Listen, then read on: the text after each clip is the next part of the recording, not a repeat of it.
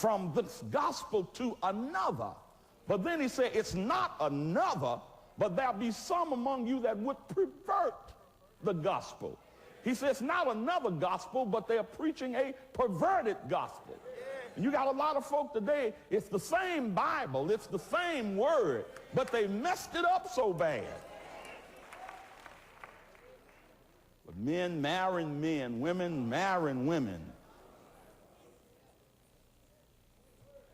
It really doesn't exist. They're using words that do not fit in. No, don't let me get in this.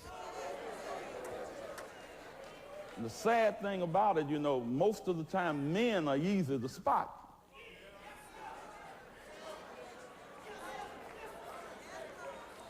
You can't always spot the women. They look all tiny, you know,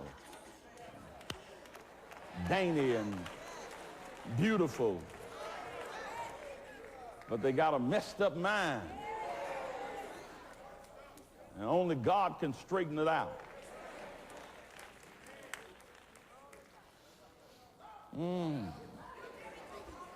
That ain't the way I want to go. Let me...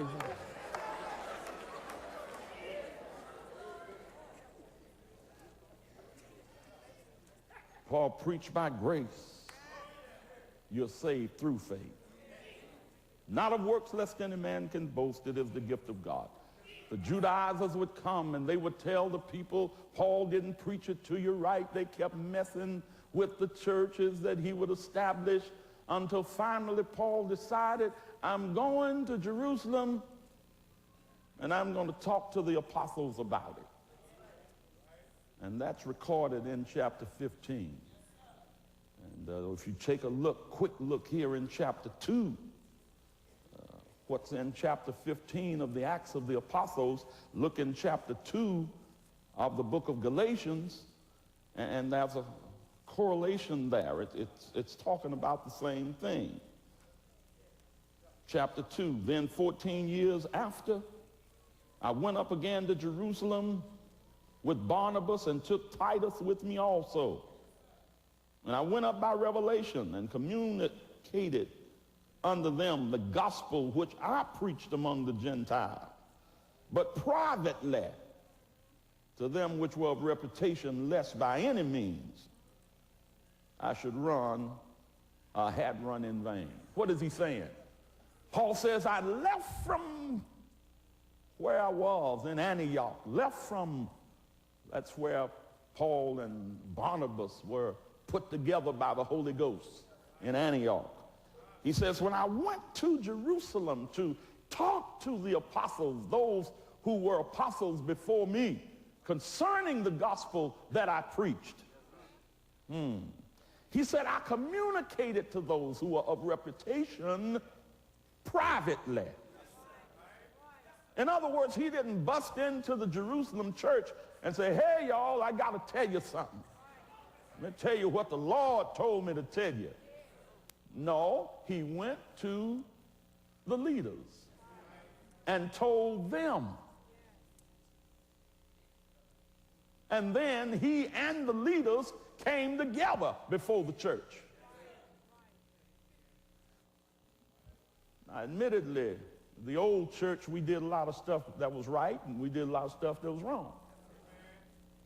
So that was that time when some would be in the spirit and some would pretend to be in the spirit. And they jump up and blurt out anything they wanted to say.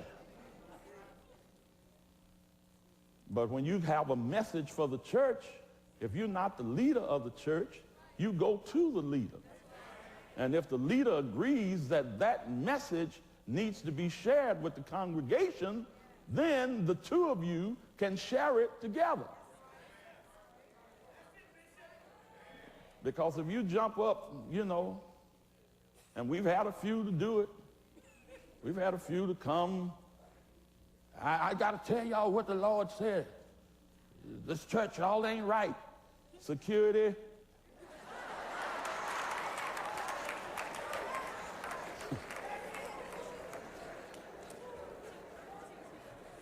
It's out of order. looking at me funny, but it's out of order. But such is the nature of the devil that one thing I found out, see, I keep telling you all this, I've been preaching the gospel now 49 years in a pastoral capacity in this city for 44 years. And if there's anything I have learned about the sweet, saved, sanctified, filled with the Holy Ghost saints, is that we are emotional and quick to side with wrong.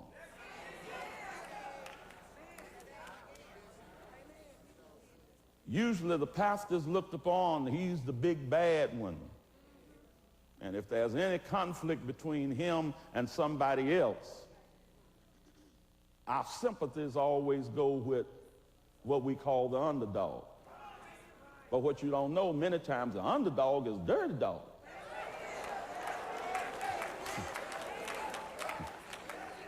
But we just have a tendency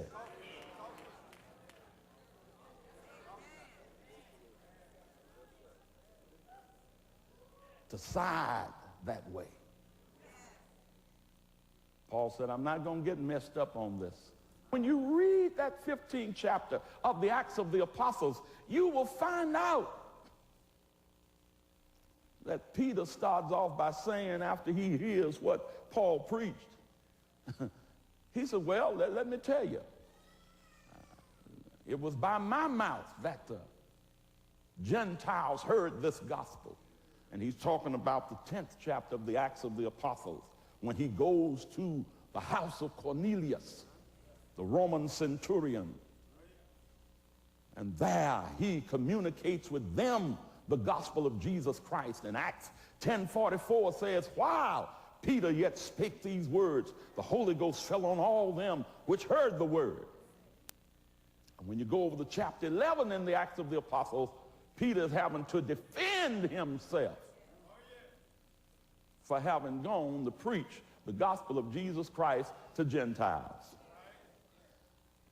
So Peter admits God is doing something in the midst of these Gentiles. And I think we shouldn't try to lay on them a burden which neither we or our fathers could bear. In other words, Peter said the law, that Mosaic law, is more than we can handle and more than our parents can handle. And now you're going to try to put them under it? Peter recognized, we wouldn't be under it if it were not for our Jewish heritage. But we're not going to try to put them under that same kind of compulsion. And they blessed what Peter preached. Peter, or rather what Paul preached. Paul wanted those people in Galatia to know. Don't let nobody confuse you. Don't let nobody bewitch you. You've been called to liberty. I think that's around chapter 5, verse 13 in Galatians. You've been called to liberty, but use not the liberty as an occasion to the flesh. Salvation, when you are saved, you walk in liberty. But that liberty, I hope you hear it, it doesn't mean because you are saved by grace through faith that you can still claim salvation and keep on living the same old sinful lifestyle. It means you're free from the sin that once had you bound. You're not free to go back and still live in it, but you're free now to live for the Lord. He starts off that 5th chapter saying, stand fast in the liberty wherewith Christ has made us free, and be not again entangled. He couldn't have found a better word, because when the devil has you messed up and mixed up in sin, you're all tangled up.